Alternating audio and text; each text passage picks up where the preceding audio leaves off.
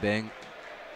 Mbeng qui va chercher Geoffrey Durban, il n'y a pas de position de hors-jeu. Geoffrey Durban qui va rentrer dans la surface de réparation face à Walid Diouf. Geoffrey Durban pour Capo Silva. Oh là, l'énorme occasion! L'énorme occasion, c'est la première très grosse situation. 37e minute de jeu, 0-0 toujours, le corner, pied gauche d'Antoine Mille, la tête, ça revient finalement, et l'ouverture du score! L'ouverture du score, c'est Geoffrey Durban, j'ai l'impression, qui est venu placer son pied droit en embuscade, le ballon qui était passé devant tout le monde, et c'est le meilleur attaquant, le meilleur buteur Castelroussin depuis le début de saison. On sait à quel point la confiance est importante dans ces situations, notamment en début de saison. Alors Kamza Sbaye a écopé d'un carton jaune, vous l'avez vu sur les images. Le coup franc, dernier coup franc très certainement de ce premier acte, et monsieur l'arbitre qui va très certainement siffler la mi-temps. Voilà qui est fait. 1-0 pour la Berrichonne de Châteauroux. Le danger arrive sur la cage de Konaté. Le corner bien frappé, ça passe devant tout le monde. Et l'égalisation! L'égalisation, c'est le capitaine, c'est Formose Mendy qui vient égaliser un petit peu comme le premier but de Geoffrey Durban en première période. Un coup franc, un corner qui vient de la gauche, le ballon qui passe devant tout le monde.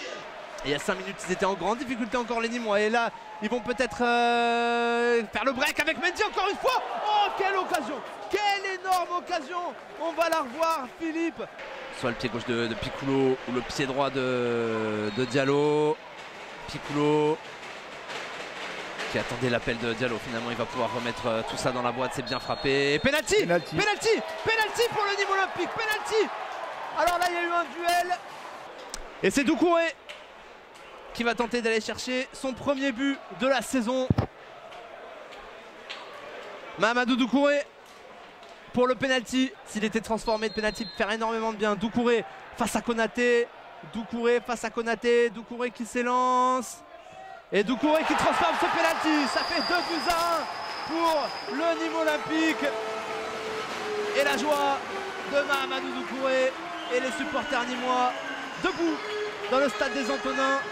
Prendre tout son temps évidemment pour se dégager. Il y a quelques minutes c'était Konaté qui prenait son temps. Là cette fois ce sont les Nîmois, cette bonne guerre, qui vont essayer de grappiller, de gratter quelques secondes.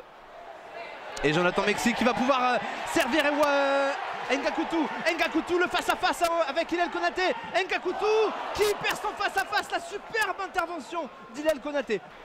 Avec le pied droit d'Hamza Sbaye ou finalement le pied gauche de Mathis Piccolo. Le pied gauche! Oh là là! On s'attendait tous à un centre et finalement c'est une frappe de Mathis Piccolo qui a failli tromper Hillel Konaté. Avec ce coup franc d'Antoine Mille, ça va être dégagé. Non, finalement ça revient vers Capo Silva. Le ballon dans la surface de réparation. Oh là là là là là là, c'était la balle de l'égalisation. Et cette fois, ça sera très certainement la dernière chance pour les Berrichons.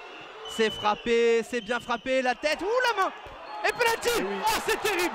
Oh, c'est terrible pour le Nîmes Olympique. Mais effectivement, il y avait bien main. Et Geoffrey Durban face à Paradowski pour clore de la meilleure des manières, en tout cas pour les Castelroussins, cette rencontre.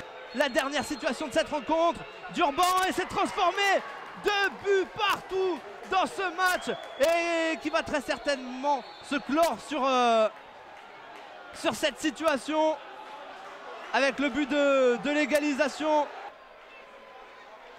C'est frappé, c'est bien frappé et finalement les Castelroussins qui vont pouvoir se dégager à moins que le ballon revienne. Attention au contre et monsieur l'arbitre qui siffle la fin de cette rencontre. 2 buts partout